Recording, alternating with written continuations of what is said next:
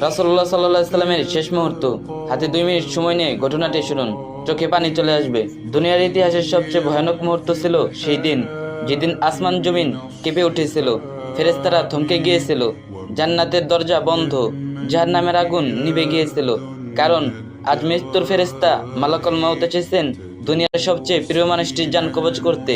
মদিনার সেই দুপুর, রাসূলুল্লাহ সাল্লাল্লাহু আলাইহি সাল্লাম বিছানায় শুয়ে আছেন, চেহারা বিবরণ, শরীর ঘামছে।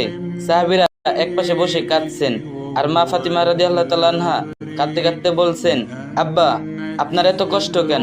রাসূলুল্লাহ সাল্লাল্লাহু আলাইহি সাল্লাম বলছেন, ফাতিমা, মৃত্যুর স্বাদ এত কঠিন যে পাহাড়ের চূড়ায় যদি রেখে দেওয়া হয় তবে তা গড়িয়ে যাবে। আসমান থমকে গেছে, ফেরেশতা জিবরাইল আলাইহিস সালাম দাঁড়িয়ে, চোখ থেকে টপ টপ অশ্রু পড়ছে। এমন দৃশ্য কোনো ফেরেশতা জীবনে দেখেনি। মালাকুল মউত এসে সালাম করলেন, ইয়া রাসূলুল্লাহ সাল্লাল্লাহু আলাইহি ওয়াসাল্লাম, আল্লাহ